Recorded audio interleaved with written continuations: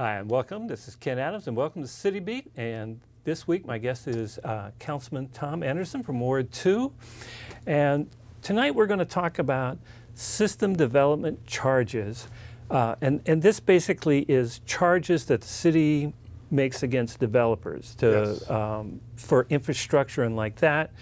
And in lieu of that, the city then takes on maintenance of this infrastructure. Well, do I have that right? You got it correct, and you have taken the big telescope of system development charges and narrowed it down to the little telescope. I mean, you've got it right.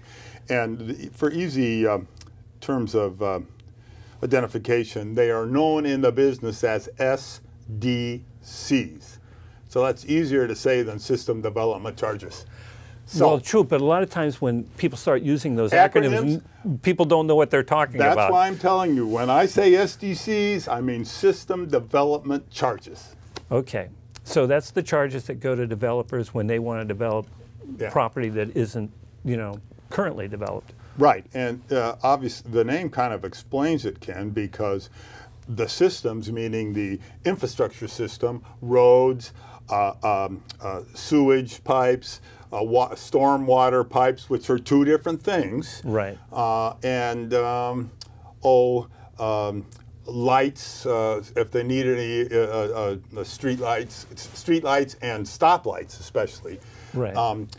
In areas that are already built up, the city has already put those things out. But a new development, which mostly takes place on the the outer edges of town and the urban growth, well, the outer edges of town, because we don't make charges unless you're in the city limits. And they can be both residential developments, both single family and multifamily, and also commercial and industrial developments. So if we look now, you can see there are some new housing developments going out way in South Salem. We just had one come through that was like 80 acres within the city limits that is going to be half commercial and half residential out off Kubler Boulevard. It's in the process. And then there's industrial developments like Mill Creek Industrial Park, which is kind of out by Kubler Road there, kind of basically from Corbin University, and there's a state pen there, westward to Kubler. When those kind of developments happen, somebody has to put in all those infrastructure. And the theory, rightfully so, is that it should not be you and I paying for this. It should be the developers, because the developers are clearly going to make a profit, or they wouldn't. That's my cell phone. Pay no attention to it, folks. The developers are clearly not going to be paying building if they're not going to expecting to make a profit. So the city figures out what the development charges might be, and those development charges are then a certain percentage of them is assessed against the developer. And right now, and I may be a little wrong on my numbers, but I'm generally right. Right now, we're in the high 50%, like 58, 58.5, up to 60%. And I don't know, 10, 15 years ago, sometime in the past, the city and the development community and the building community came to some agreement that the rates should be higher. That is higher than, I think it was 50% when it started, and they came to agreement that it ought to be 60% phased out over time. So what that means is if the developers are paying for 60%, you and I are paying for 40%. And not only that, the system development charges are only paying for the installation and the building of this infrastructure. They're not paying for the maintenance of this infrastructure. The city takes that on. Yes, it does. And that makes it tougher and tougher to pass budgets because you have less and less money to deal with. That's exactly right. The system development charges, the money to pay for the development, the infrastructure, comes out of that, and then comes out of, but once that 60% is paid, the rest of the money comes out of the general fund. So you're exactly right. We cannot spend money on other things. And so what I've seen in other communities, it becomes like a treadmill. Yeah. Because we have to have more development Yeah. to keep this going. Yes. You could call it a treadmill. I suppose you could refer to it sort of as a Ponzi scheme too. That's true. But to me, it's like once you get on it, it's awfully hard to get off. It is. And that is a common problem in most American cities, and it's also a problem in Salem. And I think that has been recognized to some extent because I have been asked to chair a task force to look at SDCs throughout the city of Salem. And I think there's a couple ways to look at it. One is to look at SDCs in urban renewal areas, and that's a little different because the tax money that's captured from them goes to funding various things in the urban renewal districts themselves, at least till the district closes, but the SDCs are part of that. And then you still have the same problem when the urban renewal district closes. You've got a development out there you got to maintain. And then there are also SDCs for private developers who are developing things. But usually in these urban redevelopment, you've already got most of the infrastructure in place. Yes, yes, yes. So it's really new development. If you've got two lots that aren't being built in near East Salem, they've already got the services to it. All the developer is going to have to do is pay for from the development site to the street where the sewers are, to the water is. They don't even have to pay for the streets because the streets are already there. So this is a very interesting task force, and it's going to start meeting, I think, in June 8th, I think, some point in there, and we're expecting to having our report. I think October is kind of our deadline to have some report. And the committee is composed of, I am the chair of the committee. Then there's a council representative, Steve McCoy, who lives out in a ward where there are a lot of system developments. Two people from the Planning Commission, Rich Fry, who's the president of the Planning Commission and is himself a developer, and Sharon Blassie, who just works as an auditor for the Secretary of State's office and just won the election for school board. Yeah. Then there is a gentleman named Bill Fuji, who was on, I always get the name wrong, but it's the Parks Advisory Committee or Board. And he has an area of expertise in water management, water control, that sort of stuff. And then I looked at that group and I thought, well, there's really no citizen representative there. There's, planning commissioners, council, and a member of another board commission. So I asked for us to appoint another member, and the person I wanted to appoint and who was appointed was a gentleman named Russell Beaton, who's a retired economics professor at Willamette, and who was on the original task force that discussed system developments 15, 20 years ago, and has also himself been involved in development in sustainable Fairview. So he's got theoretical, practical, and prior experience. And so Russell's going to be on that commission too. Well, that I think would be very helpful to have somebody that can look at the economic impact as well. You're not kidding. Because the economic impact is a real issue. And there are a number of studies that have been done on this. A book that I could recommend to the readers is by a gentleman named Eben Fodor, E-B-E-N-F-O-D-O-R. He's a planner out of Eugene, and the name of his book is Build Better, Not Bigger. And one of the one of the theories of his book is that in reality, once the development is finished and the developers are gone, the city loses money. Right.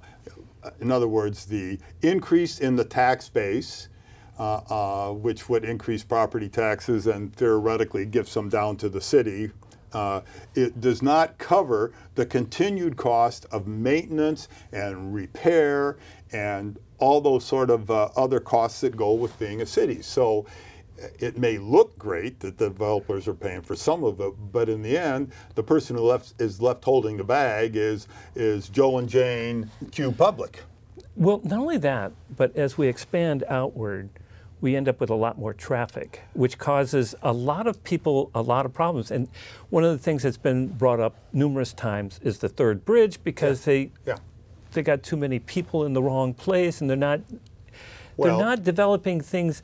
I sometimes wonder about infill, that we should be concentrating more on that. Well, of course we should. But speaking of the third bridge, which, as you know, I've been against since I ran. And I interviewed you on that topic when you first ran. And I'd be happy to do another interview with you. But one of the positions with respect to the third bridge, as it fits in with our discussion here, as opposed to all the other reasons why it's a foolish idea, is that we should maintain and repair the infrastructure we have now, not spend money building new infrastructure that we're not going to be able to maintain that in the future if we cannot maintain what we've got right now. And you know, one of the things that happens quite often in cities is that as they start to spread out, those inner rings around the center of the city start to deteriorate, and their infrastructure starts to go. Yes. And so it creates problems all down the line. Well, and it's also very interesting because I'm sure you'll recall, because I think I saw you there about, I don't know, 6 months ago maybe, we had a gentleman named Chuck Moran who has written a book called Strong Towns, and he has a whole cottage industry talking about how cities and towns can live in a more economically and environmentally sound way. And one of his studies has shown that when you actually look at return on investment and return to the city, the core city areas that are already built up, even if they may look like they're not the deteriorating. Big new, they may not be the big new shiny thing. They produce much more revenue to the city because services are already there than the new shiny things out on the edge of city produce, because we've got the infrastructure problem that we've discussed, and the developers are only paying 60% of that infrastructure, so we're stuck with 40% of the infrastructure and 100% of the maintenance. So it's more cost effective and more economically effective for the city to build things in the rings that are close into town, not in the rings that are way out from town. And that doesn't even take into account the stuff you've talked about. More traffic, more use of the roads, more use of schools, even though we don't, you know, schools aren't with us, but the city as a whole has that problem. Right. And our transportation system now, you know, it's substandard. That's my word. term. I was going to say laughable, but I think that's a more politically correct term. And we just had this situation come up a while back where we had, you know, 3 issues that I could see in a development, and it was way out on Cordon Road. But so we've got the problem of infrastructure and SDCs that we were talking about. We have the problem, I'll go to this before I get to the next problem. The second issue was this was going to be affordable housing. And we in the city have a chronic, desperate need for affordable housing. And realistically speaking, the only way we can make it pencil out, because affordable housing is a public-private partnership, is the public has to give some benefits. Often it's the land, because cost of land is one of the things that makes affordable housing hard to pencil out. And sometimes it's tax breaks, sometimes it's outright grants, sometimes it's low-income loans, also this sort of stuff.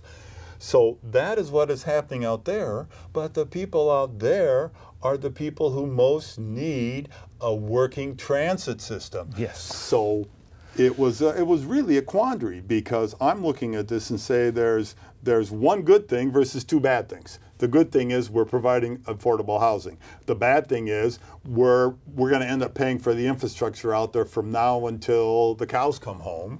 And the other bad thing is the people out there are now stuck at the mercy of a car. If they don't have a car or their car breaks down, that just starts a whole other cycle. And it was like, I don't know, 3/4 of a mile or maybe even a mile to where the closest bus stop was. So that becomes kind of impractical if you're a mother with kids or, you know, other sorts of things. So I ended up voting for it on the grounds that affordable housing is something we need. Yes, yeah. So, you know, it'd be nice if we didn't have the other two issues, but we've got them. Now, here's the interesting thing about the 60%. As I understand it, and I'll learn more as we get into the task force, but as I understand it, the city by law is allowed to charge up to 100% of the SDC charges. In other words, the SDC charges can be 100% of the cost of the infrastructure. Well, if you're picking up the maintenance, that makes sense to me. Yeah, well, you know, but there's clearly political issues on both sides of this, and you know, to take the side of the developers, they need to, deservedly so, they need to make a profit, but I'm not so sure, you know, I'd like to see whether they're making a profit. I know they're making a profit at 60. Would they still be making a profit at 100? I suspect they might. It's not as much, but you know, politics is the art of compromise. You have to go someplace in between. So, but part of the thing that I'm going to be interested in this study is, what do other cities charge? What does Gresham charge? What does Hillsborough charge? What does Eugene charge? What do other cities of around our size? What does Oregon City charge? What does West Linn charge? These are kind of cities on the fringes of Portland that are developing. Right. And so, you know, maybe they charge 75%, maybe they charge 80%. So are we in the realm of what cities our size in the state of Oregon are paying? Are we low? Are we high? Are we middle?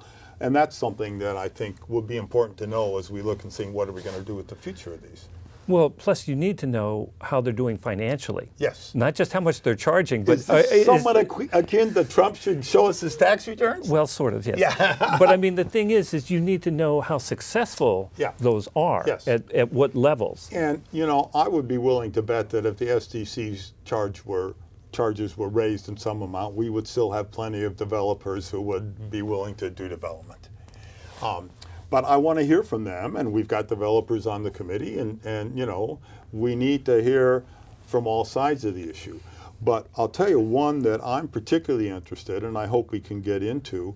I would like some sort of study of urban renewal areas on the fringes, and the one that I have in not urban renewal areas downtown, because there aren't any real system development charges there because the systems are built you already up. have infrastructure. But I'm looking at Fairview Industrial Park, which is out there off of I can't even remember the name of the road, kind of Battle Creek, and between the airport and west of the airport, sort of in the freeway. And that's a park that is 90% or more built out. So what I'd like to see is some sort of report on, here is the number of the amount of the SDC charges we got. Here's what it cost us to actually build the infrastructure. And then we could, maybe if we collected, you know, 50% in those days or 55%, maybe it cost us more than, let's say it's 55, maybe it cost us more than 45% more to build the infrastructure. So as it turned out. Yeah, but we don't know until we see that. And then I'd like to see some sort of projection as to, based on Public Works Department experience, how long are those streets going to last before they have to be repaved? How long are the sewer pipes going to last before something has to be done to them? How long are the wastewater plants going to last before something has to be done? Yeah, because the quality of those things matters as well. That's exactly right. We don't want them to deteriorate, so that's why we're on the treadmill. We have to pay it. So I think that would be very interesting analysis to say, here's what was paid, here's what we paid, here's what we're going to pay in the future. And depending on how that goes, that could be an objective reason to say maybe there should be more paid up front. Well, you know, there was something that came up in the city council a couple of months ago, and it was about a development out near Creekside. Yes. Yes. And there was only one entrance exit for the development, and the developer had said that they would build a bridge so that there'd be a second exit or way to get in and out. And as it turns out, there was, I believe it was Mr. Fry from the Planning Commission, as a developer, mentioned that now there's not enough property left to sell to pay for the bridge. You're exactly right. And they're coming and wanting this bridge built, and the developer can't do it. And now the city's on the hook? Well, and I was actually thankful for Rich Fry for bringing that up, because he not only is a developer, he's head of the Planning Commission, and he's a concerned citizen of Salem and volunteers his time and does good work for the city, and he was bringing it to our attention. It's not his development, it's somebody else's. I want to make sure. Yeah. But the reason they need that is for fire and safety purposes. Exactly. And we are expecting a report from the city staff at some point in the future, but the rough ideas that I have heard from Fry and from the Mr. Fry, excuse me, and from the discussions with staff when this was raised at a council meeting is that, again, I'm not 100% sure of the figures, but they're relatively the same. The bridge would have cost like $750,000 or something in that area when the development was originally built. Now a bridge might cost upwards of $6 million. And what has happened is the SDCs are gone except for some of the lots that haven't been sold, and those aren't enough to pay for the bridge. So we've got a real conundrum here, and what are we going to do with that? I'm awaiting the staff report so we can make some decisions, but they're going to have to be pretty hard decisions, and it gets back to the point, who's going to pay for this? Well, it seems like somebody's given somebody waivers to keep developing that property. Well, and that's what's really making me curious, how this process ends up like this. Yeah, and I don't know too, and that, Ken, is what I think our staff report is going to be, and they're going to explain, this is how this happened, and I presume they're going to give us a few alternatives. We could do this, we could do this, we could do that. And, you know, I'm waiting to see what the staff report is, and I want to analyze it and look at it and talk to the staff before I say I want to do A, B, or C. But it doesn't look good right now. No. And because it's a safety issue, it's not something the city can just say that's the developer's problem. That's right. That's right.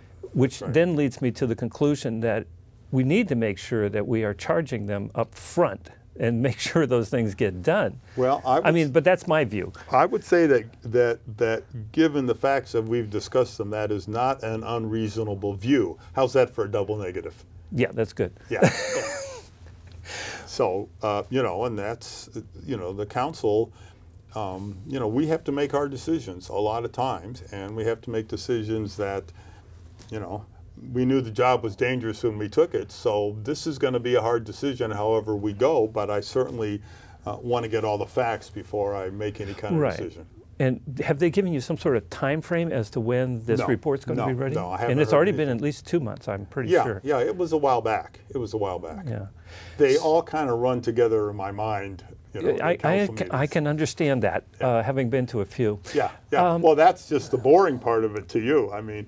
No, I mean, it's funny because a lot of times I'll go there about one issue, but something else will pique my interest while we're going through. And so I usually generally, unless I have commitments other places, I generally try to stay for the entire meeting because a lot of times things come up. Oh, they definitely do. And like with Mr. Fry, he brought that up at the end because it wasn't on the agenda. That's right. And there's been a few other times when there's things that have come up late. And a couple things. The first thing is that, this is just a minor point, but we have started now, for the most part under Mayor Bennett, when there are 2 times for public input. One is on items that are on the agenda at the beginning, and then one's at the end is for items that aren't on the agenda. And we're starting to see when we put items, when people come to say, I want to speak on the last item, we move them up so they can speak too on the second item, so they don't have to wait through a public hearing, through long Right. discussions. The second thing is, and this is something, I don't know if we've talked about it before, but legislation through any process, including the city revised code and city issues, it's a slow process. We all say we want things to be done right away, but that's just not the way it works because of the example we're talking about on the SDCs. You need to listen, get a staff report, you need to hear from the citizens, you need to hear from the interested parties who have some stake in this on both sides of the issue. Then maybe you go back for another staff report. You need to deliberate about all this stuff. You might have a council work session. So it just takes a long time for things to work their way through. An example that I can give for one of the city neighborhoods, I know Mayor Bennett, who used to be a councilor from Ward 1, for years has been working on the railroad silent zones. Yes. And we're very thankful for them, by the way. yes, well, we are. Unfortunately, they don't. In my ward, it's still we've got them, but that's for other reasons. But that just took years, literally years, to happen. When you'd love to be able to say, we're going to declare these railroad silent zones tonight, and tomorrow there's not going to be any train whistles.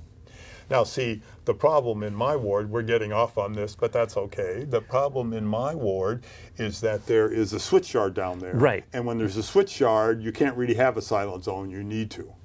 Well, not only that, but they'll block intersections for a Yeah. tremendously long time. Yeah, so that is a problem that would take decades to see if we could solve.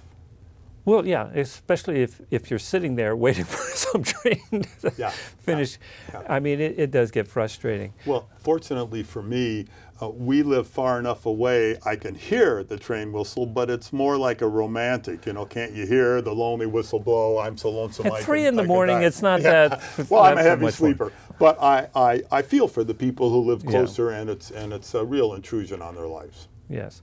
Now, the city council is somewhat changed from Yes, a year it has. ago.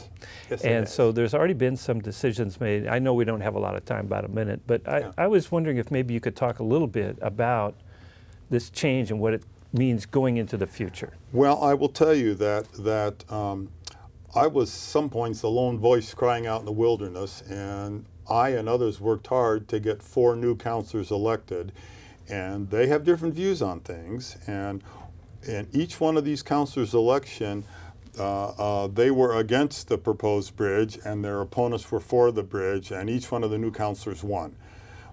3 of them by large, overwhelming margins approaching landslides.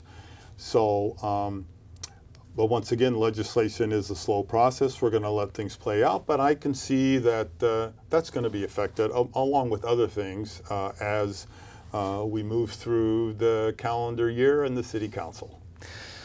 Well, Tom, I want to thank you for coming in and explaining SDC, Yeah. because I think it is something that people quite often don't understand. Yes. And I just wanted some clarification on it. I'm glad you're heading up the committee to kind of look into it, Well, and I think you'll keep us posted on it. I certainly will. Ken, you can invite me back anytime. Okay. And I want to thank you for watching City Beat, and come back next time.